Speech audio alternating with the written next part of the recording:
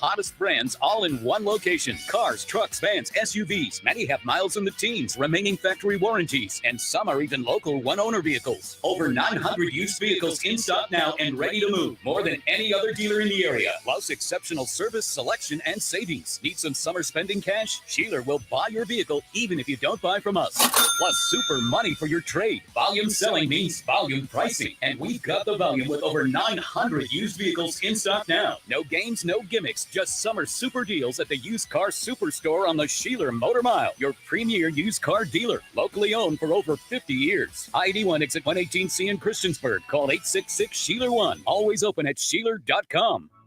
I wake up every day making sure that I make this food perfect just for you. The Caribbean Jerk Pot. Come join us. Come try to taste our very big Caribbean island food like oxtail, jerk chicken. We make the best authentic seasoning, hot, mild, as you like it.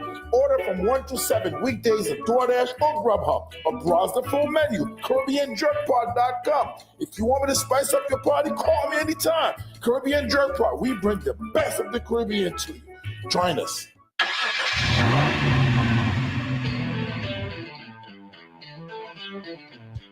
You're stepping into the fast lane on the VTRN Sports app, 93.3 FM and 1320 AM Lynchburg, or by asking Alexa or Google Home, open VTRN Sports Lynchburg.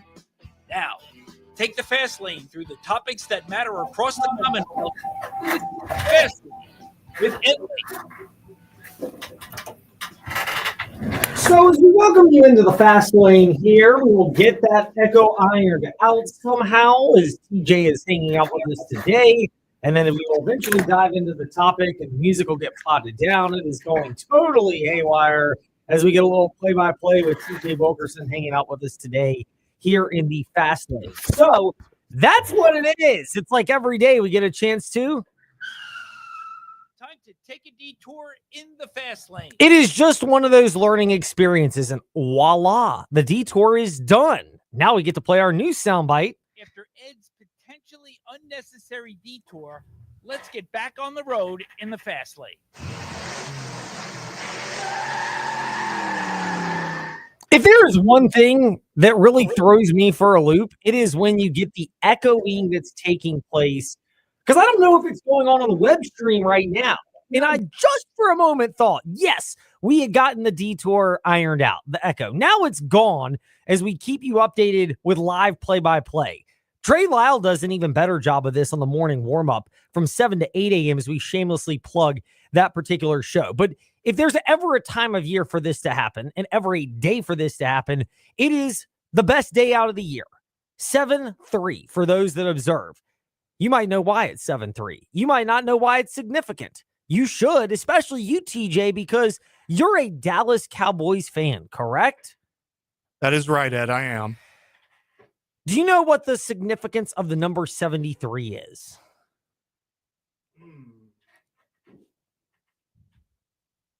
Honestly, no. Not off the top of my head. Think about the great, not maybe one of, think about this is said with 1,000% bias here. The greatest offensive lineman to ever play in the National Football League. If I'm making it about 7-3 and bringing in your Dallas Cowboys, let's do a little bit of deductive reasoning here on 7-3 as we work through this with TJ. Mm-hmm. Do you know who's worn the number 73 in Dallas? He's a massive Hall of Famer. I just can't remember his name. He was a part of that 90s. Yes, he was part of the 90s team. We're working on it.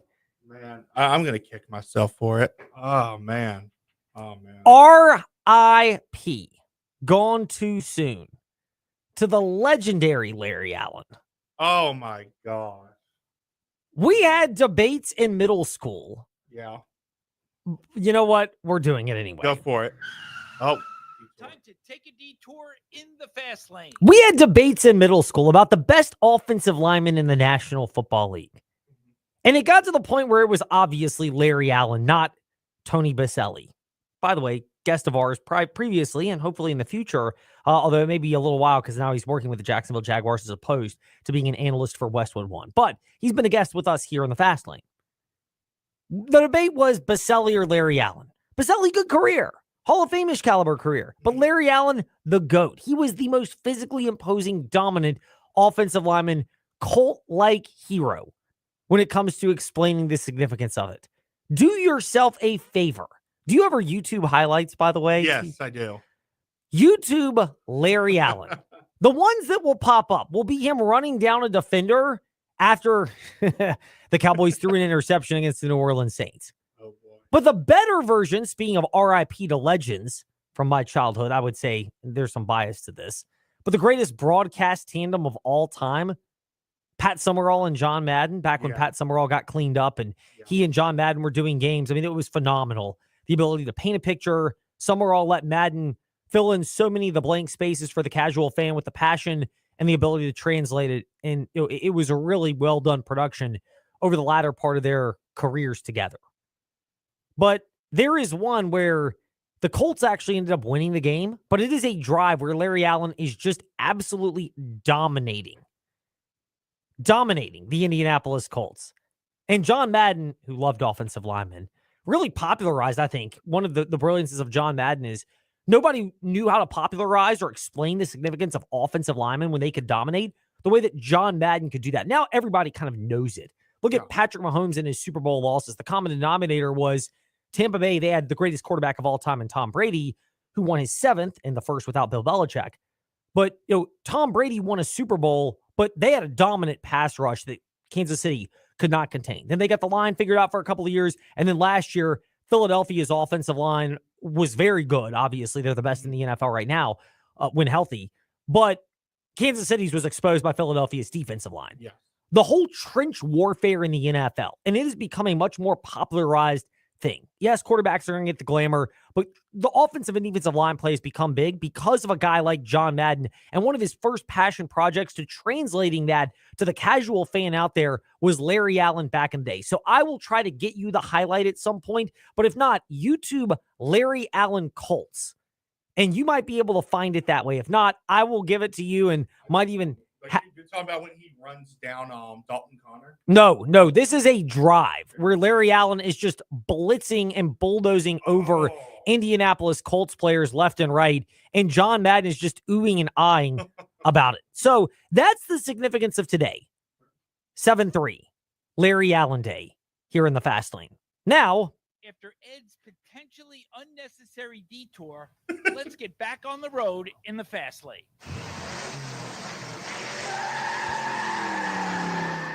it is also that time of year where you consume content in sports. And I am not I'm okay with some lists here and there, but it has become, and maybe this is because I'm young enough. I'm at 39, young relatively speaking, to the game of sports media. It began in the late 80s when I was, under 5 years old, because I was born in 85. So it began in the late 80s with WFAN in New York. And when it first started, sports media was very much what do we do during the summer? And in markets like New York, you could bash what's going on with the Yankees and Mets in a game in June and July. I don't have the stomach to do that. I mean, let's just keep it real here in the Fast Lane as we get our usher on for a moment. I don't mind Major League Baseball, but I'm not freaking out over series losses this time of year. Taking them in an aggregate, if you start losing multiple series and slumping big time, it can be a concern, but especially with the wild card changing now and teams having a second way to get into the baseball playoffs, which I think is great, keeps the interest alive for the non-dominant teams like the Dodgers and the Yankees and the Mets and the Phillies that all have these bloated salaries. It actually is very good and entertaining. But also it means that, you kind of got some time to buy your way into this. So we get a chance to kind of get into the weeds on a couple of levels. One is, if that wasn't enough, just flat out explaining it the way that we did is kind of into the weeds. There's another way of getting into the weeds that popped up from an interview that James Brown did with Sports Business Radio, which is a podcast that's out there. And, I listen to it from time to time. I think there's some overproduction to that where they have like 2 minutes of commercials and then it's like literally 2 minutes of intros. And you're like, we could trim this down. Like, they do a great job, but if they ever listen, or if any of our listeners ever know about them, that would be my one little bit of feedback is great radio, great guests, great insight, but sometimes it's a little bit predictable and you can kind of navigate your way through the production elements to it. But what you get right now this time of year is a chance to get some real insight into behind the scenes. And it comes because One of our listeners today, Dougie Fresh, dropped a note and said that, he was just asking and inquiring. And he's asked about this. Chuck's another good listener of ours, and Chuck's asked about this as well, so figured it was worth addressing.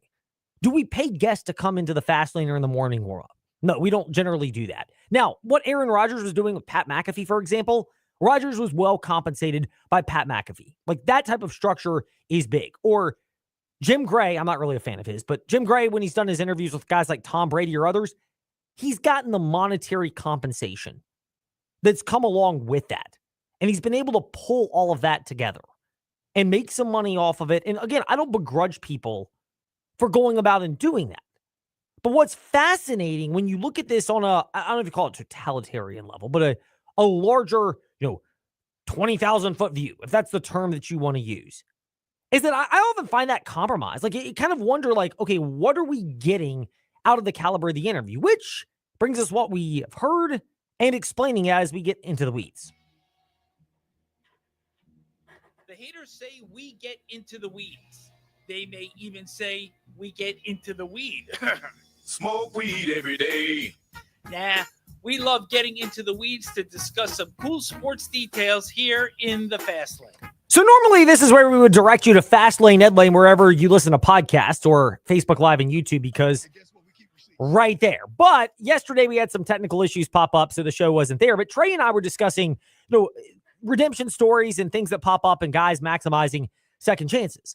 And it brought me up to an interview that I actually ironically had heard just a couple of days ago from James Brown, who anytime he does an interview, I always find it fascinating. He's so well-spoken, so thoughtful. We've had him as a guest previously in the Fast Lane, and genuinely caring good person by all accounts within the industry.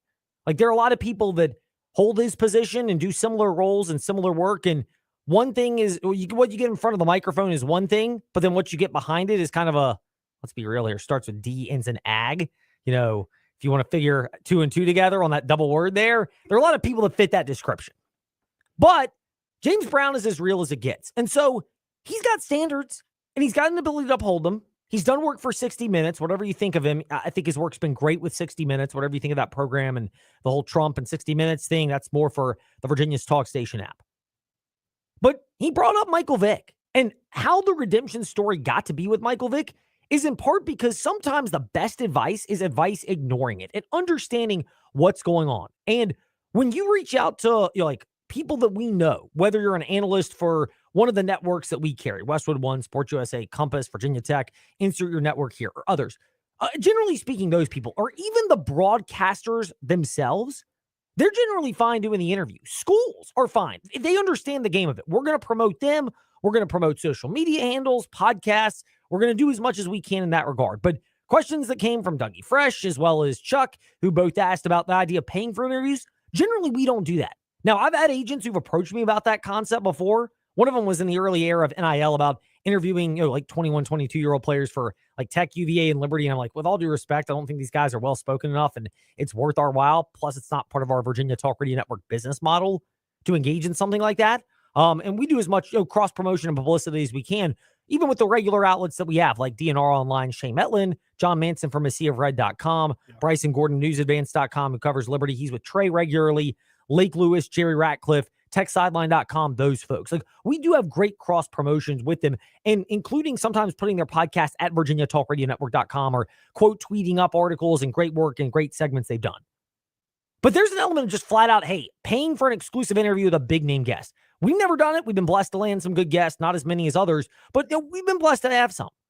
And James Brown shed some light on this, particularly when you're in a spot like Michael Vick. This is where the agent's job is to get money and to maximize the dollar bills, y'all. But sometimes you almost misconstrue Lots of power for understanding that sometimes getting the immediate dollar bills, y'all, are not in the best interest if you really have a long-term goal. And for someone like Michael Vick and his redemption story now, as the head football coach at Norfolk State, came from that area.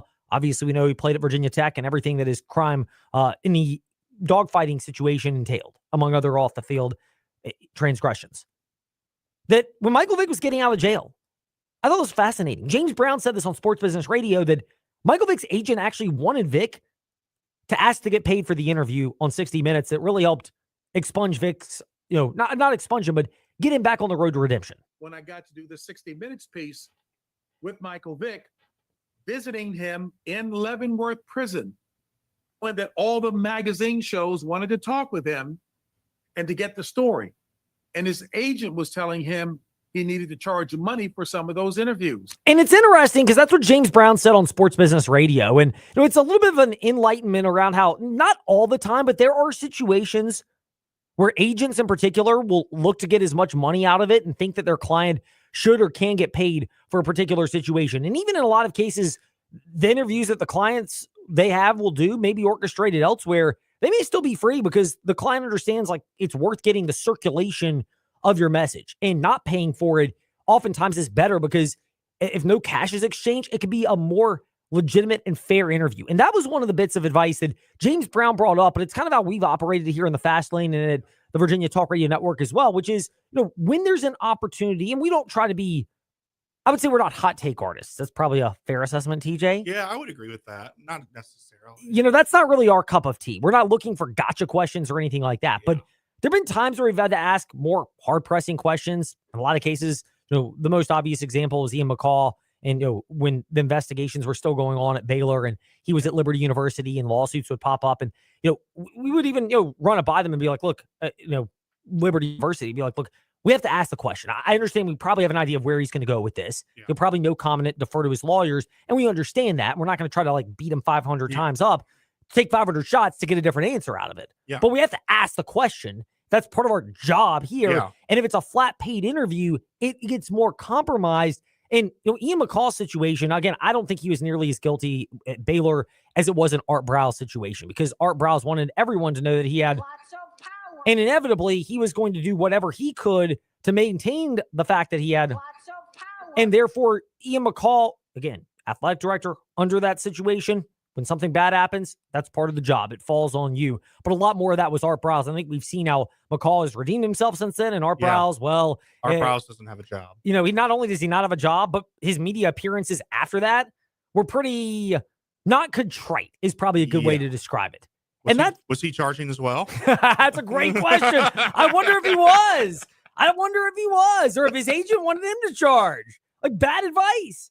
And so that's where James Brown mentioned it. And he brought this up about Michael Vick and how he responded to that request back in the day. When I met with him one-on-one, I said, Michael, the only reason I'm here is because I heard you give your last interview, press conference, if you will, before being sent here to Leavenworth. I think I heard your heart. I'm here to find out what's in your heart about this situation. And I need you to tell me the truth. This is not a puff piece. This is not a profile. This is a hard interview where I've got hard questions to ask. To his credit, he said, I owe answers to those hard questions. That was James Brown on Sports Business Radio. And he's recounting his conversations with Michael Vick that really helped spur Michael Vick on to a redemption story. And I know there's the story, but there's also Michael Vick since then. And I don't know Michael Vick on a personal level. I can't really comment on everything that's happened, but he got an opportunity to play football again, Philadelphia, Pittsburgh, I think the Jets as well, after he was let out of jail, those three places. He then has since landed, after a bit of time as an analyst at Fox Sports, with Norfolk State as their head football coach. So he's had opportunities and taken advantage of it, but sometimes the agent advice is not necessarily the best. And I get it. The agent's job is to get as many dollar bills, y'all, for your client as possible. But sometimes it's understanding that you put yourself out there in the media and you don't necessarily go for that. You're just going for an opportunity to rebrand the image. And I know Vic never used them, but Rosenhaus is an example of that, where he's taken on a lot of troubled clients. In a lot of cases, those clients will almost do car washes of media availability. I've full disclosure, worked with Rosenhaus with different clients before, and some of them have been great and have gone on to great media careers, but there've been opportunities and they've almost welcomed the opportunity for interviews when clients have been in bad situations, because they're not charging at all. They're merely just sitting there going, look, this is a chance to coach the guy up, how to handle the media, how to address what's going on, because the sooner you do that, the sooner you can put the bad behind you. No, absolutely. I mean, I think a great example of that is how SIDs train these athletes at colleges as well, how to take on the media. And I think, well, the unfortunate thing is, you look at minor league baseball, those players aren't coached to take on the media. So when you go to interview guys like Lynchburg Hillcats, when you go to talk to them, they don't know how to answer the media or anything. Yeah, that's a great point. And it's about being coached up and understanding what to do and how to handle it. And look, some guys are going to make really dumb mistakes. Michael Vick would be in that category. Some are just going to do sophomoric things that get them in trouble at that age. Young guys, testosterone, money, putting them all together. Sometimes it leads to, well, as Three Stooges would ask. And the question maybe, at least in specific instances, yes. So that's what unfortunately happens.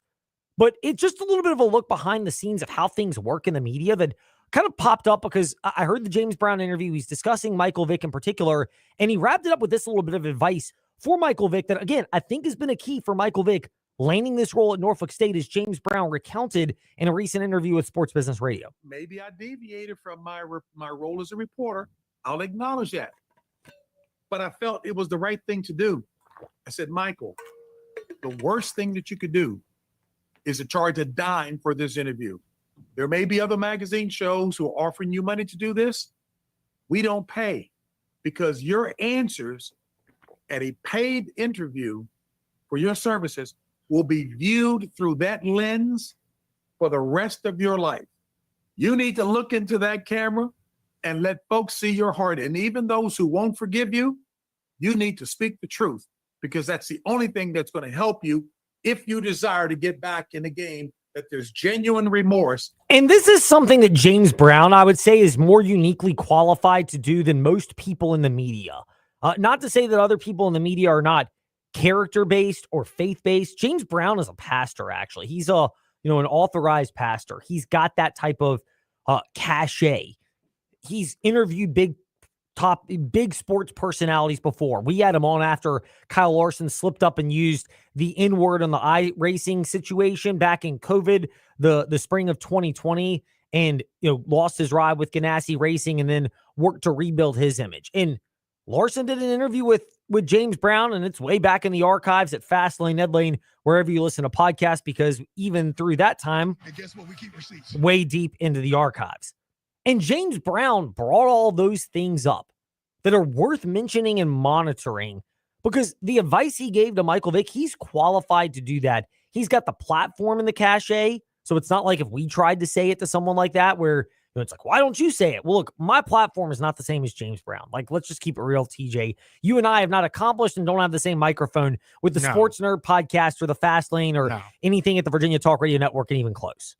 So because of that, that's part of it. Then let's be real here. James Brown's an African-American. There's a different level of connection from one African-American to another that I can't provide. And James Brown could to Michael Vick. Somebody who's seen a lot of good and seen a lot of bad, who's spews and oozes wisdom, had the ability. And I think if anything, it's a blessing in disguise for Michael Vick that's been a key asset of jumpstarting his career and taking that encounter to get to where he is right now at Norfolk State. And again, I don't know personally how well things have gone for him or behind the scenes stuff, but from the public standpoint and what we know of him, it's a lot different now as Michael Vick is the head coach at Norfolk State. And a lot of it goes back to those interactions with James Brown. You want to talk about a quick turnaround? Michael Vick's a perfect example.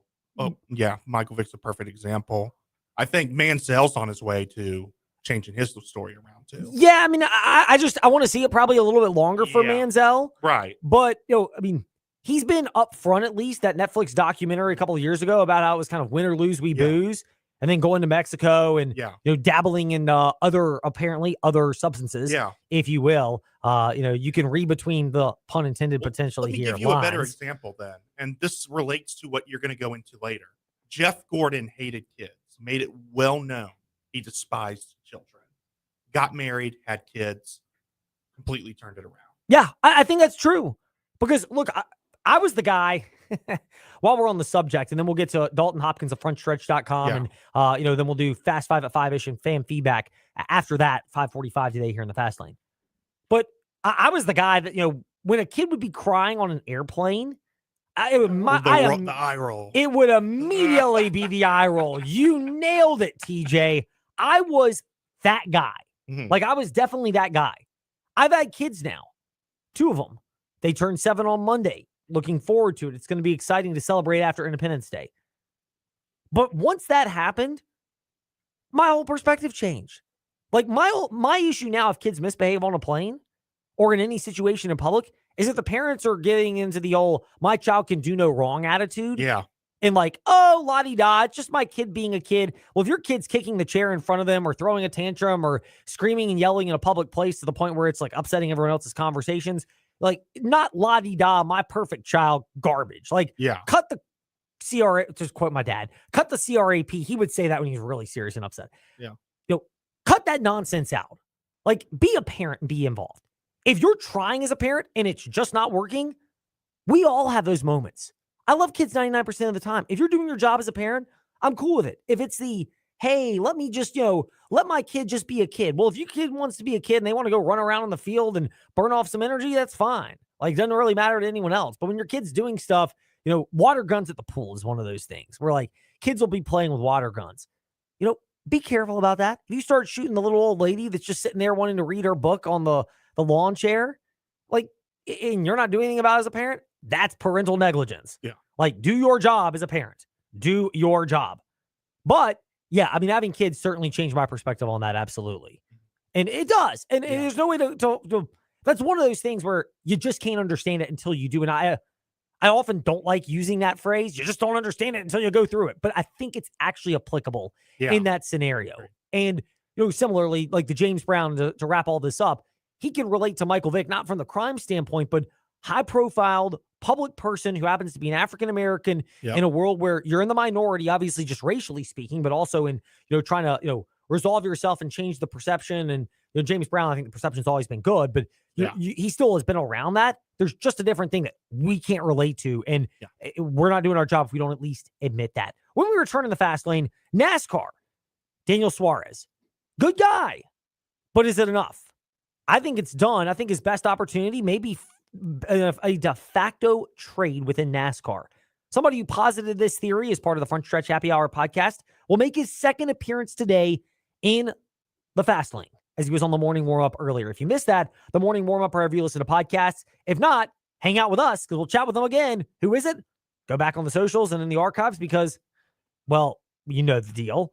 And guess what? We keep receipts. Or just stay with us when we return in the fast lane. Don't miss the huge July 4th sales event going on now at Magic City Chrysler Dodge Jeep Ram in Bedford. Save up to $11,000 off MSRP on a new 2025 Ram 1500 or save over $7,500 off MSRP on a new 2025 Jeep Wrangler Sport. Plus, we have over 230 incredible pre-owned vehicles in stock with big discounts. It's on the July 4th sales event only at Magic City Chrysler Dodge Jeep Ram in Bedford, 1750 Independence Boulevard, MagicCityBedford.com. It's not too late to register for the Virginia Commonwealth Games at Liberty University and around Lynchburg. Athletes of any age or skill level can participate. Choose from over 35 sports, including tennis, softball, archery, and bowling. Win a gold, silver, or bronze medal, and join us for the opening ceremonies and tailgate party festivities. Register today online at CommonwealthGames.org. That's CommonwealthGames.org. It's the Virginia Commonwealth Games, brought to you by Kroger, Bedford Area Welcome Center and Tourism, and Campbell County Economic Development. Car insurance rates are rising rapidly. That's no secret. It's because the cost of medical care for those who are injured and the repair and replacement cost of damaged vehicles is skyrocketing. But what can you do about it? Hi, this is Judd Gardner with Gardner Insurance Solutions in Lynchburg. We've been helping Central Virginia drivers purchase the coverage they need at affordable prices since 1993. Talk with us before you pay again. We represent numerous companies and have many cost-saving strategies. Gardner Insurance Solutions, 434-316-5433. Since we've been advertising with the Virginia Talk Radio Network, we've grown at Executive Maintenance, and we need more help. Are you a hard worker looking to earn some extra money? Executive Maintenance would love to speak with you. We're adding honest, trustworthy people who have their own transportation and a good attitude. We'll check your references, so make sure you're ready to bring the right attitude to Executive Maintenance. If you bring that, then we'll bring you up to par with the skills needed to excel. Call us today and learn more at executivemaintenancelynchburg.com. Pull up a seat and join our conversation. Around the Table with Vicki is my new local radio show and podcast discussing leadership, entrepreneurship, philanthropy, faith, and family. So obviously in entrepreneurship, there's a lot of challenges, that people only typically talk about all the great things, but there's also a lot of challenges that come with entrepreneurship and sacrifice and lessons learned. So what were some of the biggest challenges that you faced throughout business, and how did you overcome them? good question. I think this sounds so crazy, but when you're young and you get a couple things in a row that work for you, you get this mentality that you can just accomplish whatever you put your mind to it. And there's a lot of truth to that. If you push yourself and, maybe you don't know everything, but you learn, you read, you surround yourself with folks that can help you get to that point, you just keep struggling. You get knocked back sometimes. You don't achieve your goal. Something doesn't happen in the time frame that you want. You just keep going. Mm-hmm. I know there was times where I always had these, I'm a goal-driven person where I make a list every night of what I want to do. And You do. And, then you get to work and things happen and they don't get done. But And you come home and say, I didn't get I anything didn't done get on that my done. list. So, Yeah. but it helps me know what my focus is. Around the Table with Vicky, Saturdays at 10 a.m. on WIQO. The thrill of Liberty Flames football returns this fall. Give it to us. There it is. Touchdown, Liberty. Be at Williams Stadium in Lynchburg when the Flames begin the chase for the Conference USA Championship. See all 6 home games, including a battle with in-state rival JMU on September 20th.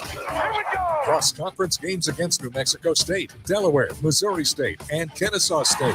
Season opener August 30th against Maine. Season tickets and full schedule at lufootball.com. Looking to grow your business and reach new customers? Your audience is waiting right here on Virginia Talk Radio Network, and its 8 over-the-air radio stations and digital platforms is the best advertising option in Virginia. Our loyal listeners tune in daily, ready to hear about products and services just like yours. With targeted advertising, you can reach the right people at the right time.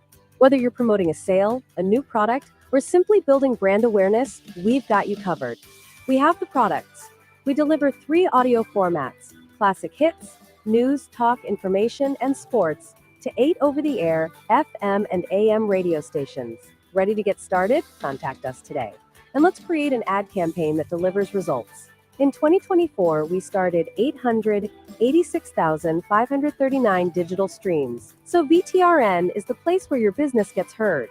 Call Melinda 434-534-8500 or info@virginiatalkradionetwork.com.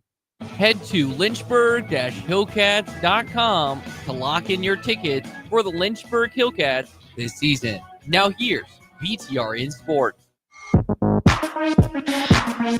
Step into the Fast Lane 24/7 at Trey Lyle VT and Fast Lane Ed Lane on Facebook, Twitter, Instagram, YouTube, and wherever you listen to podcasts.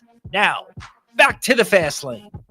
So I'm not really one of those nice guys always finish last situations, because like one of the nicest guys in NASCAR history is Jimmy Johnson, and he definitely did not finish last, claiming 7 Cup Series championships. And, again, I joke about Dale Earnhardt Jr. being the GOAT because to me, he was a childhood icon growing up. But Jimmy Johnson won under so many different playoff formats, and they kept changing it because he and Chad Knaus kept dominating. And yet, he was as nice of an individual as possible. He would come to Martinsville when he was doing tests there, and then come to the gym and work out there when I was down there regularly and just interact with anybody that was there. He was that type of person. So that's why we bring it up, because we welcome into the Fast Lane here from frontstretch.com, Dalton Hopkins, Pit Lane CPT. He was part of the Happy Hour podcast that dropped a couple of days ago, about 48 hours ago. But to get my usher on for a moment, as I confess for a second here, I didn't listen to it until this morning on my run and working out this morning. So I happened to finally catch your conversation about Daniel Suarez. Then I read your article that Tom Bowles of frontstretch.com wrote earlier today about Daniel Suarez being a nice guy, but it just not being enough to give him the opportunity to stick around. Is it that, or is it also the fact that this is a guy that now has had 3 good rides in Cup Series racing with Stewart-Haas Racing before they were on their way out and kind of shut down, Joe Gibbs Racing, and now Trackhouse, which isn't on the level of Hendrick at Chevrolet, but they've still had wins regularly with guys like Ross Chastain, who's just had the same equipment and perform better, where it's Daniel Suarez. Sure, it's a nice guy, but it's also a results versus not results. Yeah, it's a little bit of both. Unfortunately, I mean, so you mentioned all those great things about Daniel Suarez. He's been around for a long time. I think let me do the math here. I'm doing the math in my head. It's his 8th year in the Cup Series full time. So, or at least I guess without the Gaunt brothers year, it would be 8 years, but almost full time. We can throw that out. Yeah, we can throw out that year. That's a throwaway year. But when it comes to his career, I mean, it's been okay. It hasn't been necessarily, I think, what a lot of people were expecting out of him. But a couple wins here and there. Let's go back. Let's talk about those wins. Sonoma, way back in 2022. Okay, warranted. Good finish. Good result. Good win. And everything completely earned. Atlanta last year. I don't know, because I mean, he won by about a couple inches, and it was a 3-wide. It was a 3-wide finish, and it wasn't. Atlanta's kind of a crapshoot. You can kind of throw that one away a little bit too. So, I think yes, Daniel Suarez is good. There's a lot of investment that's been put in him, and I think there has been improvement. He actually legitimately does have speed, and he's very talented. Just the other thing that's not working out for him, though, is that there are a lot of younger drivers moving up through the sport that are also very talented, and I think I feel like the person that's going to take over that number 99 car is probably the reason why he's not going to be renewed for another contract next year. All right, before we get to that, was this an easier move to part with Daniel Suarez? Because there was a connection. I mean, it's the Latino connection. I know Suarez is from Mexico and Pitbull is from Puerto Rico, so let's not get those two places confused here in the fast lane, as you guys certainly did not on the Front Stretch Happy Hour podcast earlier this week, Dalton. But the fact that, there was a clear bond between those two personalities that helped secure the Pitbull investment. But when Pitbull backed out, it may not be on the same level of like Tim Cindric getting fired at Penske and jeopardizing Austin Cindric's career, but similar in the sense that one of the key cogs that might have gotten you in the door, they're no longer there. And then it becomes about results. And when you're not producing to the level of your teammates, it's easier to look into that. Yeah, maybe a little bit of that, but you also have to keep in mind that could be there's some potential there with that reasoning, but you also have to keep in mind Daniel Suarez has been there since the very beginning. I mean, Justin Marks Pitbull had a great relationship with Daniel Suarez, but Justin Marks does too. And Justin Marks is also he's a very popular team owner, and he cares a lot about his drivers, cares a lot about his employees ever since they started up with that one-car team back in 2021, which Daniel Suarez drove. So there is already a connection there with Justin and Daniel Suarez, and I'm sure that must not have been a very easy decision for him. So was it a little bit easier without Pitbull being there?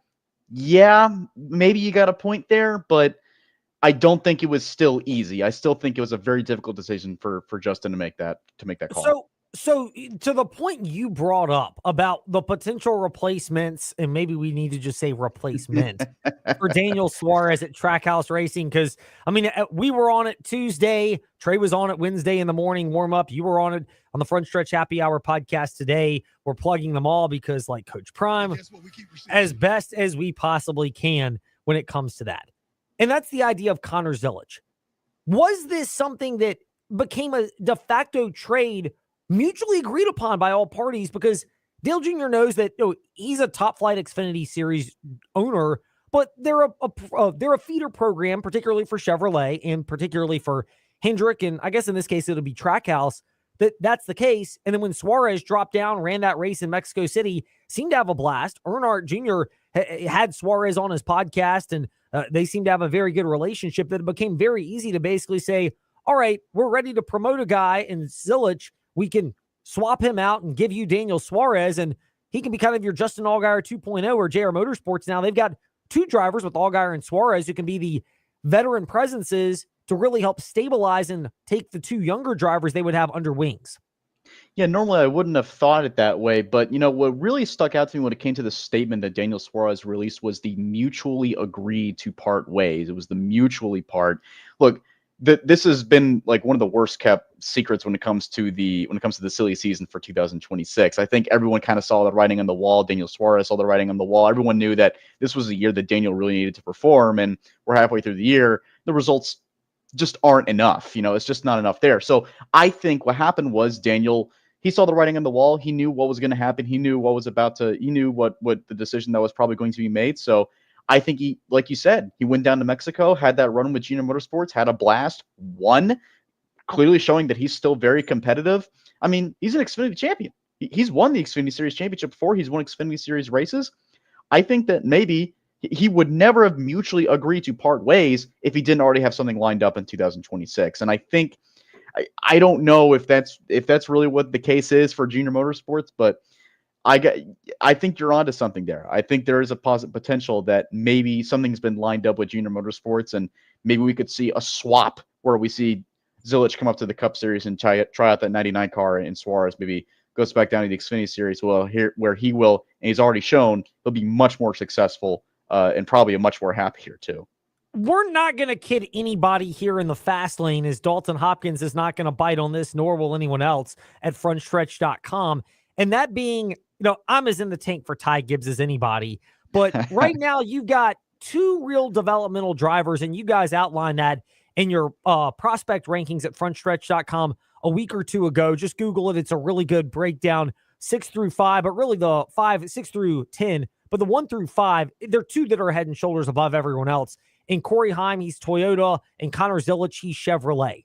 How much of this is also Daniel Suarez leaves, and if you're Trackhouse Racing with Justin Marks, you might be getting in a little early with Connor Zilich, but if you wait another year, he's only going to get better, and that opening at Hendrick for the 48 could materialize if Alex Bowman does not perform very well. And so that may eventually happen anyway, that Zilich may go to Hendrick, but you'd rather have some time with Zilich and have a chance to win some races and maybe win for a champion or contend for a championship, even if you have to get in on the ground level a little bit early. Yeah, I think when it comes to, I've been saying, I'm a huge advocate of keeping the young drivers of the sport in the Xfinity Series as long as they potentially can, as long as they want to. I mean, you mentioned Corey Heim. Look at what he's done in the Truck Series. This is his third full-time year, and he's entering GOAT status when it comes to the Truck Series. I mean, if he sticks around there for the rest of his career, he'll surpass Kyle Busch and wins. But I digress. I mean, I think that young drivers should develop more in the lower series, except for this one time. When it comes to Connor Zilich, I think he's a little bit different. He kind of reminds me of Joey Logano back in 2008, 2009. Everyone called him sliced bread. He was a young 18/19-year-old, and everyone thought that he was a big phenom. He was going to be a big talent. Took him a couple years to develop. But that's exactly what I'm talking about, though. He got moved up to Cup. Everyone thought that maybe he got rushed too early, and it took him a few years to develop, and it wasn't until about 4 years later where he went to Penske where he really started to shine. So I think the sooner you move Zilich up to Cup, the sooner he's going to start shining in Cup. And I would rather do that than keep him in the Xfinity Series. And yes, he'll be successful. He'll win races and maybe even potentially a couple championships. But when he eventually does get moved up to Cup, all that goes away, because then you have a brand new car you have to learn, and it's going to take time to do. We've chatted a lot about this move. It's such an interesting development of Trackhouse Racing and Daniel Suarez mutually agreeing to part ways, and the whole Dale Earnhardt Jr. angle, because he could potentially be involved in that as well. As Dalton Hopkins of frontstretch.com is hanging out with us today in the fast lane discussing all of that. Dalton, we will pause all of that discussion and look ahead to the NASCAR race weekend at Chicago. I have a tough time betting on this, if only because Shane Van Gisbergen deserves to be the favorite. He's so short at less than 2-1 odds to win this weekend's race that, an accident as we saw last year or something fluky could happen. If not, he's okay. But is this Shane Van Gisbergen versus everyone else, or particularly with the R word that we don't want to say here? Well, we'll say it, rain, as we can beep things out here in the fast lane. We want to do that for you since you'll be up there. Is that something that gives you pause for concern about how this weekend unfolds? When it comes to the R word aspect of it, yeah, that was close.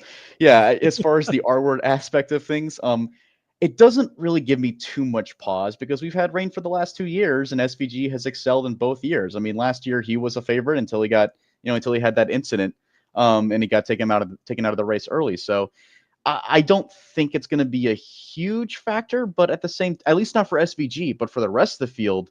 I mean, if SVG has another incident this year, kind of like what he did last year, it's up in the air. I mean, who knows what's going to happen there? I mean, I've got a few picks. As a matter of fact, it's kind of interesting you bring up the betting stuff, because I was actually on our betting podcast, Through the Gears, on frontstretch.com. So I was on there and I talked a lot about some of the odds there. And there's some guys that got some good odds that I feel like if SVG gets taken out or he has some kind of issue, which is entirely possible, we could seriously see some upsets. And I think that's a true possibility there. So I think the R word part, yes, it's going to make things a lot more interesting. But in the end, this is, as I put it earlier, it's like that NASCAR commercial from Tylenol, just like decades ago, where every driver was joking about how they were going to run for second place. It was only competing for second place. That's what it's going to be like on Sunday. It's going to be SVG versus the field. You know, Dalton, I'm curious. As someone who doesn't follow NASCAR a lot, Chicago being a complete street race away from a speedway, what do you think this does for the sport of NASCAR?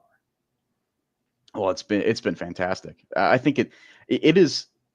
I love what NASCAR has been doing in the last 7 years, at least when it comes to expanding their horizons, when it comes to certain circuits or racetracks. I mean, it used to be 2 road courses a year. Now we have 5 and 6 and however many there are in the Xfinity series right now. So we're going to new places every year. And I think Chicago has been one of the best ideas that NASCAR has done. The first year was a little bit shaky, but in the end, it grew to a whole new market in Chicago, and it gained a lot of fans, and a lot of people have seemed to really think it was popular. Also, it's put on a great show every year, and the view of it, I mean, just the aesthetic of it is spectacular. I love seeing that shot of like a car coming over the hill. I can't remember what street it's on, but you see the traffic that's behind it. You see actual road traffic behind the cars as they go down a straightaway. It's so fascinating, and I've never seen anything like it before, and I think it's done a fantastic job of expanding NASCAR into a new market, and I do hope it continues on. Maybe not specifically Chicago, but I do hope it continues on into 2026. I do have to say, the Lake Michigan being there in the background of a NASCAR race, I think that's going to be a pretty sight. I wonder how long till somewhere like Vegas maybe takes advantage of that. You know, Vegas is a growing market with sporting teams, especially in the heart of Las Vegas. My only brushback to that, and Dalton, you can counter this, would be they already have a great track out there in Vegas. Maybe too great for Brian Nolan and Michael Massey of FrontStretch.com, who Rupert has it may have gotten into some challenges out there in Las Vegas. Speaking of Tylenol, they might have needed some on a couple of trips. You need Tylenol anytime you go anywhere with Brian Nolan. We're all friends here. We can all say that. But you mentioned, San Diego's been on the list. There are other cities. This seems like the portable concept that NASCAR wanted to try in Chicago, and now San Diego's next, but it seems like something that they will explore taking, particularly the big cities where you don't have a track. Maybe you just create your own. Yeah, I think San Diego is probably one of the bigger choices right now. It's being considered, especially with the fact that NASCAR currently does not have anything that's in the SoCal market. So that's a really important thing for NASCAR to do. And yes, I think I think you already mentioned Philadelphia was one of the cities that's been mentioned as well. I don't know if Las Vegas hasn't been considered in rotation, but as of right now, I do believe it is San Diego that's considered. So this is a way for NASCAR to break into a new market that there's no tracks at. This is a way that they can break into that. And it's not even, they could also somehow make it into an international thing. I mean, I like the fact that they're expanding the horizons to the point where, yes, we are going to Mexico. We are having international races. We are having street races. Maybe there's a potential that we could do both at the same time in the future. Dalton, thank you for the time today in the Fast Lane. We intentionally, because, we like to think we're okay enough at this here doing shows with the Sports Nerd podcast host, Jay Wilkerson, and myself here in the Fast Lane, that we didn't actually ask for all your picks so that our listeners can check out you on Through the Gears when it will drop in the next couple of days, wherever people listen to their podcasts. So we'll tease that. We appreciate your time in the Fast Lane. Have fun in the Windy City, and we will wish you the luck with the Tylenol, because I think you're with Brian Nolan this weekend. I sure am. Yeah, absolutely. Yeah, thanks for having me on, Ed. Our pleasure. Dalton Hopkins with us here in the Fast Lane. When we return, I don't know if we have enough time for the Fast Five at 5-ish, but a couple of topics, including one that, deadlines spur actions. We'll explain what we mean by that when we return here in the Fast Lane on the VTRN Sports app, and ask that smart speaker open VTRN Sports. Savings are heating up, and so are the summer super deals at the Used Car Superstore on the Sheeler Motor Mile. You don't need super strength to get approved for credit. Sheeler owns the finance company. Getting approved for credit is super easy on the Motor Mile with financing options for every budget. Sheeler makes car buying easy with the hottest brands all in one location. Cars, trucks, vans, SUVs. Many have miles in the teens, remaining factory warranties, and some are even local one-owner vehicles. Over 900 used vehicles in stock now and ready to move. More than any other dealer dealer in the area. Plus exceptional service, selection, and savings. Need some summer spending cash? Sheeler will buy your vehicle even if you don't buy from us. Plus super money for your trade. Volume selling means volume pricing. And we've got the volume with over 900 used vehicles in stock now. No games, no gimmicks, just summer super deals at the Used Car Superstore on the Sheeler Motor Mile, your premier used car dealer. Locally owned for over 50 years. I-81 exit 118C in Christiansburg. Call 866-SHEELER1. Always open at Sheeler.com. Have you looked at your home's exterior lately? Do you see faded siding, paint peeling, and wood rotting? Windows that are impossible to open and close and gutters falling off? Call Collins Siding and Windows to transform your home's exterior and save you money on energy costs. Dreaming of a new porch or sunroom? Collins can do that too. Since 1989, Collins Siding and Windows has been transforming homes in Central Virginia. Roofs, windows, siding, gutters, porches, decks, and sunrooms. They can do it all. Call Collins Siding and Windows today, 434-525-6307. This fall, Saturdays belong to the Hokies. Oh, and these Hokie fans are going crazy here in College Town, USA. Lane Stadium, electrifying, iconic, the best in college football. Oh, you'd have to be here to believe it. Built by tradition and fueled by passion. Breaks free at the 10, to the 5, touchdown Tech, where every roar and every cheer brings you home. Are you ready to start jumping? Tickets on sale now. Visit Hokiesports.com. Car insurance rates are rising rapidly. That's no secret. It's because the cost of medical care for those who are injured and the repair and replacement cost of damaged vehicles is skyrocketing. But what can you do about it? Hi, this is Judd Gardner with Gardner Insurance Solutions in Lynchburg. We've been helping Central Virginia drivers purchase the coverage they need at affordable prices since 1993. Talk with us before you pay again. We represent numerous companies and have many cost-saving strategies. Gardner Insurance Solutions, 434-316-5433. Hi, I'm Matt with Fleet Feet Roanoke. I've enjoyed working with Ed Lane and the Virginia Talk Radio Network, but when they sold their Roanoke station, I was skeptical the partnership could still provide value. Months later, I'm thankful that Ed took the time to meet with me, discuss the right solutions, and a plan to invite his audience to Fleet Feet Roanoke. Now we're able to build a connection with that audience thanks to Ed's creativity. Stop by and see us at Fleet Feet Roanoke to learn more. We'd love to get to know you. Email info@virginiatalkradionetwork.com to start growing your business. The feel of the beach is perfect. Relaxing with family and friends. Bonding over memorable meals fresh from the seas. It's a beach experience, and it's in our backyard at 801 Raw Bar in downtown Lynchburg. They're family-owned and family-operated, bringing you that relaxing beach house vibe while you enjoy the freshest seafood from our region, including raw oysters, king crabs, and snow crab. Not really a seafood person? Try their fresh handcrafted burgers, subs, pizza, and salads. Step into the relaxing beach house vibe at 801 Raw Bar on Church Street in downtown Lynchburg. Rain takes a toll on your house, including your chimney. Even when it's not raining, prolonged humidity impacts your chimney. Don't wait for the problem to enter your house. Call Black Goose Chimney Service. Featuring decades worth of experience, Black Goose Chimney Service will assess what your chimney needs and give you honest answers. Because the longer you wait, the worse it gets. Get ahead of the problem. Call Black Goose Chimney Service and visit blackgoose.net. Don Pedro's army has just returned home victorious after the war. Love is in the air, even as two of Shakespeare's most tumultuous couples exchange hilarious quips and damning accusations. Will the truth win in this mischievous game of love? Find out in End Station Theater Company at Randolph College's dazzling music-filled outdoor production of Much Ado About Nothing, running July 2nd through the 20th at Point of Honor. For tickets and information, visit endstationtheater.org. Don't miss the huge July 4th sales event going on now at Magic City Chrysler Dodge Jeep Ram in Bedford. Save up to $11,000 off MSRP on a new 2025 Ram 1500, or save over $7,500 off MSRP on a new 2025 Jeep Wrangler Sport. Plus, we have over 230 incredible pre-owned vehicles in stock with big discounts. It's on the July 4th sales event, only at Magic City Chrysler Dodge Jeep Ram in Bedford, 1750 Independence Boulevard, MagicCityBedford.com. Step into the Fast Lane 24/7 at Trey Lyle VT and Fast Lane Ed Lane on Facebook, Twitter, Instagram, YouTube, and wherever you listen to podcasts.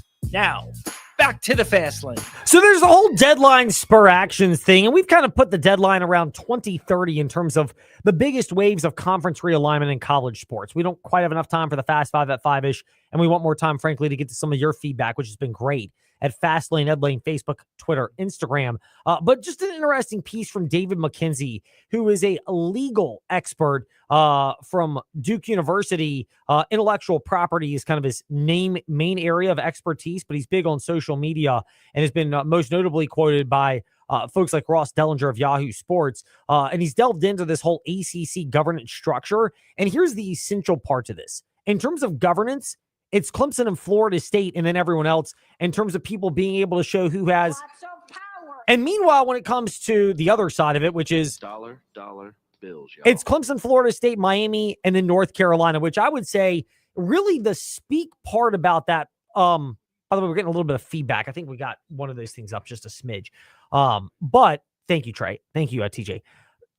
Where I look at this really is it's confirming what we've already suspected, which is when it comes to realignment in college athletics, it's Florida State, Clemson, but Miami and North Carolina are the most desirables. And, I will continue to maintain that maybe there's something in there with legislative purposes that puts North Carolina State and North Carolina together, or even if the Big Ten gets one, let's just say North Carolina, and they were touching on this with cultural fits with realignment today in the morning warm-up. I continue to maintain, I'd like to see I think the ACC is going to have some level of realignment coming at some point. So when I look at it, Clemson and Florida State, Miami, they're big brands, but if you're splitting them off in terms of where the desired properties might end up going, I kind of feel like Miami would be more of a Big Ten school. Put them in there maybe with Notre Dame, especially if you had to join a conference, because there's a historical rivalry there. And I know Miami sticks out like a sore thumb geographically, but so do the West Coast schools, and that doesn't really matter. But then, Virginia and North Carolina culturally and academically and a little bit, they're passionate, but they're more passionate about all sports and the school experience. I kind of view them as more of a fit for the Big Ten. Whereas when it comes to the SEC, Clemson and Florida State, and I'd actually say Virginia Tech and NC State, culturally speaking, in terms of it's more about athletics, it's sports, it's having fun, that type of thing. I'm not forecasting that it's going to go completely in that direction. I think Virginia Tech and certainly NC State will probably have to take a discounted route. And if they don't go there, I think both of them fit into the Big 12 in terms of what that would look like as well. Some kind of a restructured setup. But some of this is spitballing, but it also is because when you got legal professors and experts who are looking at the ACC governance structure and saying it's Clemson and Florida State in terms of who happens to have, and then it's Clemson, Florida State, Miami, and North Carolina in terms of dollar bills, y'all. And how the revenue distribution is set up, that tells me what I need to know about the direction that this thing is going to eventually go. And it's just a nugget that's popped up, but it speaks to the fact that, a lot of this is becoming public because, Miami's one thing, they're a private school, but Clemson, Florida State, and Carolina are all public schools. So you can FOIA it, Freedom of Information Act request, and get that type of information, and they can help you figure out what's going on from there.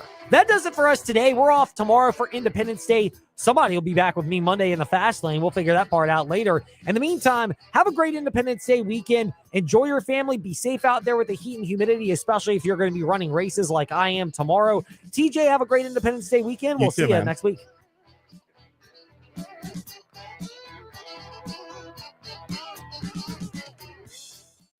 Thanks for listening to The Fast Lane on VTRN Sports, 93.3 FM, W227 BG Timberlake, and 1320 AM, WVGM Lynchburg.